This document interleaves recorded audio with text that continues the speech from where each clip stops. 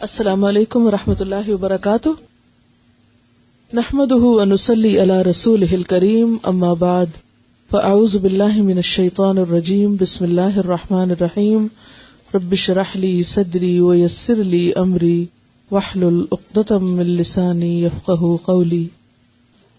آپ سے میں نے عرض کیا تھا کہ لیل و نہار اپنے ساتھ لایا کریں تاکہ ایک ایک سنت ہم شروع کریں۔ لیل و نہار کا پہلا حصہ ہے کام کیسے شروع کیا جاتا ہے، پہلے سے یا دوسرے سے؟ تو جو لوگ حصہ وان نہیں لائے وہ لے آئیں، جو چیز نہ ہو اس کا کیا علاج ہوتا ہے، حاصل کر لیں۔ چلیے اس کا مقدمہ سے ہم شروع کرتے ہیں۔ الحمدللہ والصلاۃ والسلام علی نبیہ محمد صلی اللہ علیہ وسلم وعلی اتباعہ واہل بیتہ وعترتہ اجمعین، اما بعد فاعوذ باللہ من الشیطان الرجیم، بسم اللہ الرحمن الرحیم۔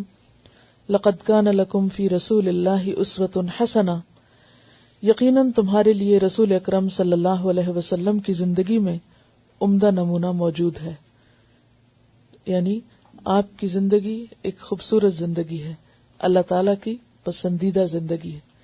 اور زندگی کیا ہوتی ہے؟ آپ کا چلنا پھرنا اٹھنا بیٹھنا، سارے طور طریقے اللہ تعالیٰ کو بے حد محبوب تھے۔ تو جو شخص یہ چاہتا ہو کہ وہ بھی اللہ کا محبوب بن جائے، اللہ تعالیٰ اس سے محبت کرے، تو اسے چاہیے کہ پھر وہ اللہ کے محبوب جیسا بننے کی کوشش کرے، آپ کی سنتوں کی پیروی کرے۔ اور سنتوں کی پیروی کرنا دراصل زندگی میں عملی تبدیلی لانا ہے، یعنی ویسے زبانی یا نظریاتی طور پر تو ہم دعویٰ کرتے رہتے ہیں کہ ہم اللہ سے اور اللہ کے رسول صلی اللہ علیہ وسلم سے محبت کرتے ہیں، لیکن اس کا ثبوت بھی چاہیے۔ ہر محبت ثبوت چاہتی ہے نا، پروف چاہتی ہے۔ تو وہ پروف کیا ہے؟ آپ صلی اللہ علیہ وسلم کے طریقے کو اختیار کرنا، کیونکہ قرآن پاک میں اللہ تعالیٰ فرماتے ہیں قُلْ إِن كُنتُمْ تُحِبُّونَ اللَّهَ فَاتَّبِعُونِي يُحْبِبْكُمُ اللَّهُ، کہہ دیجئے اگر تم اللہ سے محبت رکھتے ہو تو میرا اتباع کرو۔ یعنی ہر وہ شخص جو یہ دعویٰ کرتا ہے کہ وہ اللہ سے بہت محبت کرتا ہے تو اس کے لیے لازم ہے کہ وہ کیا کرے؟ رسول اللہ صلی اللہ علیہ وسلم کے نقش قدم کی پیروی کرے۔ یحببکم اللہ، تو اس کا صلہ یا فائدہ تمہیں کیا ہوگا؟ اللہ تم سے محبت کرے گا۔ دیکھیے، آپ کسی انسان سے محبت کرتے ہیں کب؟ کسی انسان سے کب محبت ہوتی ہے؟ جب اس کی کوئی بات اچھی لگتی ہے، اس کی کوئی عادت اچھی لگتی ہے، اس کی کوئی ادا اچھی لگتی ہے، اس کا کوئی رویہ یا سلوک یا طریقہ اچھا لگتا ہے یا نہیں؟ اگر کسی کے طریقے اور کسی کی ادائیں آپ کو سخت بری لگیں تو آپ اس سے محبت کر سکتے ہیں؟ نہیں۔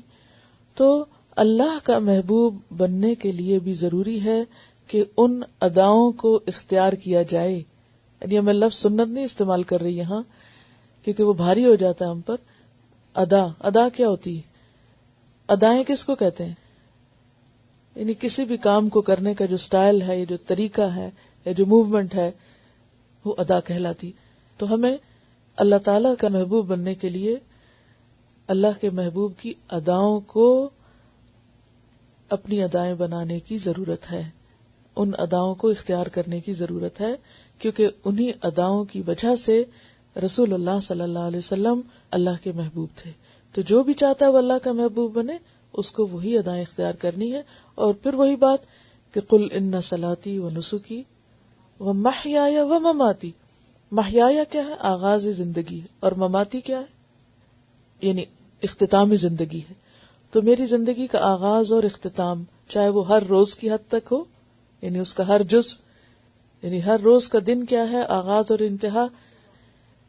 جیسے ایک زندگی کی بڑی ابتدا اور انتہا ہے نا، صبح اور شام، اسی طرح زندگی کا ہر روز ایک ایک یونٹ ہے اس کا، جس کی آغاز اور انتہا ہے۔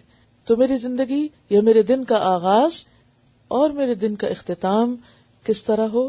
اللہ کے پسندیدہ طریقے کے مطابق ہو، اور وہ طریقہ یقیناً نبی صلی اللہ علیہ وسلم کا طریقہ ہے۔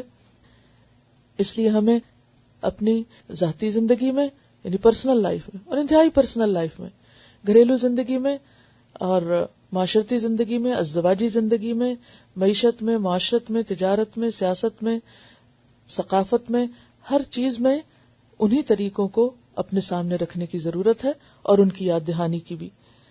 اور اس کے لیے ابتدا میں انہوں نے آپ صلی اللہ علیہ وسلم کی زندگی کے کچھ حالات رکھے ہیں، وہ میں ابھی چھوڑ رہی ہوں کیونکہ ہم ذرا تفصیل سے ان کو الگ طور پر پڑھیں گے انشاءاللہ. لیکن آج ہم ایک سنت کا آغاز کر لیتے ہیں. سب سے پہلی چیز جو ہے یا پہلی سنت جو ہے وہ نیند سے بیدار ہونے کے وقت کی سنت ہے، یعنی دن کے آغاز کی سنت، کہ آپ دن کا آغاز کیسے کریں گے، سونے کے بعد اٹھیں گے کیسے. اس میں پہلی بات، نیند سے اٹھتے ہی دونوں ہاتھوں سے چہرے اور آنکھوں کو ملیے تاکہ نیند کا خمار دور ہو جائے. آپ کا طریقہ یہی تھا، دونوں ہاتھوں سے چہرے اور آنکھوں کو کیسے ملیں گے؟ جیسے بچے ملتے ہیں، انگلیوں کے پوروں سے نہیں بلکہ مڈل سے. اب بچوں کا اگر کبھی چھوٹے بالکل انفینٹس جو ہوتے ہیں، اگر ان کو آپ دیکھیں انگلیاں یعنی ہاتھ ملتے چہرے پر، تو وہ پوروں سے نہیں ملیں گے. وہ کس سے کریں گے؟ اس طرح. پوروں سے کیوں نہیں ملنا؟ کیونکہ انسان کے ناخن یا پور جو ہیں یا انگلیوں کے جو اگلے حصے ہیں، ہو سکتا ہے سوتے وقت کسی گندی جگہ پر جا پڑے ہوں، اور پھر وہ گندے ہاتھ اگر آپ صبح سویرے اٹھ کے اپنی آنکھوں کو ملنے میں استعمال کر رہے ہیں تو وہ گندگی آنکھوں میں چلی جائے گی اور نقصان دہ ہوگی. لیکن یعنی انگلیوں کے درمیان سے، اور جس طرح بچے آنکھوں کو ملتے ہیں اس طرح آنکھوں کو ملنا چاہیے. یہ ایک طرح سے ہلکی سی ایکسرسائز ہوتی ہے آنکھوں کی، اور اس سے انسان کو بیدار ہونے میں اور ایکٹیو ہونے میں اور فریش ہونے میں مدد ملتی ہے. دوسری بات، بیدار ہونے یعنی جاگنے کے بعد اور بستر چھوڑنے سے پہلے، یعنی بستر سے اٹھنے سے پہلے، اب یہ یاد رکھنا ہے آپ کو، یہ دعا پڑھیے: الحمدللہ الذی احیانا بعدما اماتنا والیہ النشور. تمام تر تعریفیں اللہ تعالی ہی کے لیے ہیں کہ جس نے ہمیں مارنے یعنی سونے کے بعد زندہ کیا یعنی اٹھایا، اور اس کی طرف ہی ہمیں لوٹ کر جانا ہے. پھر آپ دیکھیے کہ پہلی دعا میں کس چیز کی یاد دہانی ہے. اٹھتے ہی سب سے پہلا سبق کیا پڑھنا ہے کہ ہمیں شکر ہے آج کا دن تو مل گیا، لیکن ایک دن واپس بھی جانا ہے. اور وہی بات کہ اصل مومن کے نزدیک آخرت کی اہمیت اس زندگی یا اس دنیا سے زیادہ ہے، کیونکہ یہ زندگی ہمارے لیے تھوڑے دن کے لیے، یہ تو ایک کام کرنے کا وقت ہے. اصل جو ہمیں زندگی ملنے والی ہے یا جہاں ہمیں رہنا ہے یا جو ہمارا گھر ہے یا جہاں ہمیں ہمیشہ ہمیشہ کے لیے بسنا ہے، وہ آخرت ہے. اور شیطان ہمیں اسی حقیقت کو بھلوائے رکھتا ہے. وہ ہمارے سامنے ہر روز صبح اٹھتے ہی اس دنیا کو سب سے بڑا مسئلہ بنا کے دکھاتا ہے. کوئی نہ کوئی غم سویرے اٹھتے ہی لاحق ہو جائے گا، کوئی نہ کوئی فکر اور کوئی نہ کوئی پریشانی، اور عموماً وہ کون سی ہوتی؟ دنیا ہی کے کسی مسئلے کی ہوتی. لیکن نبی صلی اللہ علیہ وسلم نے جو طریقہ سکھایا اس میں دنیا سے زیادہ آخرت کو اہمیت دی. اور جس شخص کی زندگی میں آخرت اہم ہو جائے اس کے نمبر 1 تو دنیا کے مسئلے کم ہو جاتے ہیں، اور نمبر 2 یہ کہ وہ پھر حقیقی تقوی کے ساتھ زندگی بسر کرنے کی کوشش کرتا ہے. تیسری سنت بخاری کی روایت ہے، جب تم میں سے کوئی نیند سے بیدار ہو تو 3 مرتبہ اپنی ناک جھاڑ کر صاف کرے، اس لیے کہ شیطان ناک کے نتنوں کی ہڈی پہ رات گزارتا ہے. اور یہ ظاہر ہے کہ بستر سے اٹھنے کے بعد جب وضو کریں گے تو فجر کی نماز کے لیے جب وضو کرتے ہیں، یہ سب سے پہلا وضو جب صبح کرتے ہیں، تو اس میں صرف ناک میں پانی نہیں ڈالنا چاہیے بلکہ ناک میں پانی ڈال کر باقاعدہ اس کو جھاڑنا چاہیے. اور اس میں بھی آپ دیکھیے کہ جب انسان ساری رات سوتا ہے اور سانس لیتا رہتا ہے تو طرح طرح کے سانس کے ذریعے جراثیم یا ڈسٹ یا کچھ بھی انسان کے ناک میں جا کے اٹک جاتا ہے، اور ایک لمبا وقفہ گزرتا ہے ناک کو صاف کیے بغیر. لہذا صبح سویرے اٹھ کر زیادہ اچھی طرح، اور 3 دفعہ کا ذکر ہے یہاں، ناک صاف کرنا چاہیے. اور یہ جو بات لکھی ہے کہ شیطان ناک کے نتنوں کی ہڈی پہ رات گزارتا ہے، اس کی اصل حقیقت تو اللہ ہی کو معلوم ہے. ایسی چیزیں متشابہات میں سے ہیں جن کو ہم دیکھتے نہیں، چونکہ ہم غیب پر ایمان لاتے ہیں، اس لیے ہم جو بھی رسول اللہ صلی اللہ علیہ وسلم فرماتے ہیں اس کو مان لیتے ہیں کہ ایسا ہی ہوگا. اور یہاں آپ دیکھیے کہ اگر دیکھا جائے تو یہ کتنی بہترین سنت ہے کہ صبح سویرے انسان اٹھ کر اپنی نجاستوں کو صاف کرے. اور اس میں بھی آپ دیکھیں گے کہ اس کا بھی باقاعدہ طریقہ آپ نے سکھایا ہے کہ ناک کو جھاڑا کیسے جائے گا. یعنی اکٹھے ایک ہی دفعہ میں آپ نہیں جھاڑیں گے، بلکہ وضاحت میں لکھا ہوا ہے کہ ایک نتنے کو ایک انگلی سے بند کریں اور پھر دوسرے نتنے سے ہوا زور سے باہر نکالیے. اسی طرح دوسرے نتنے سے بھی باہر ہوا نکالیے. 3 دفعہ ایسا کیجیے. یعنی آپ انگوٹھے سے مثلاً یہ کام لے سکتے ہیں, بائیں ہاتھ کا مثلاً, کیونکہ ناک جو ہے جھاڑتے وقت یا صاف کرتے وقت یا پانی ڈالتے وقت بایاں ہاتھ آپ کو استعمال کرنا ہے. تو آپ پہلے کیا کریں گے, یہاں ایک طرف اپنے ناک کو بند کر لیں گے جس سے اس طرف سے ہوا نہیں نکل سکے گی, صرف ایک طرف سے ہوگی.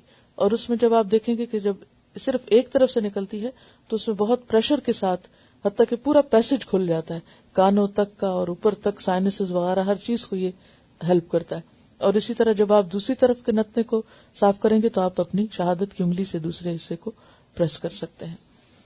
آپ صلی اللہ علیہ وسلم جب نیند سے بیدار ہوتے تو اپنا منہ یعنی دانت مسواک سے خوب صاف کرتے تھے, کیونکہ ساری رات بیکٹیریاز کو خوب کام کرنے کا موقع ملتا ہے منہ کے اندر, اور اگر انسان پوری طرح صفائی نہیں کرتا دانتوں کی یا جرمز کل نہیں ہوتے تو وہ پھر کسی بھی خوراک کے ساتھ, حتیٰ کہ پانی بھی آپ پیتے ہیں تو اس کے ساتھ آپ کے جسم کے اندر دوبارہ واپس لوٹ جائیں گے, جو کئی طرح کی بیماریوں کا سبب بن سکتے ہیں. تو اس میں اب آپ دیکھیے کہ 4 چیزیں جو ہیں نیند سے اٹھنے کے بعد آپ کو لازمن کرنی. اب اس میں آپ دیکھیے کہ وہ وضو کرنا اور باقی چیزیں بھی آگے تفصیل سے آئیں گی, لیکن یہ 4 کام ضروری ہیں. نمبر 1 آنکھوں کی ایکسرسائز یعنی آنکھیں مل کے اٹھنا. نمبر 2 دعا پڑھ کے اٹھنا. نمبر 3 خاص طور پر ناک کی صفائی اور منہ کی صفائی. ناک کی اور منہ کی صفائی صبح سویرے.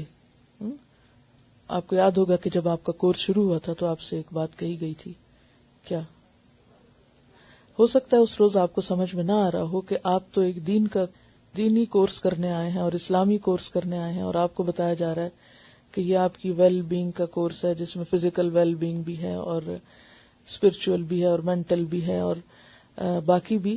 تو عموماً انسان کو سمجھ نہیں آتا کہ دین پڑھ کر فزیکل ویل بینگ کا کیا کانسیپٹ ہے.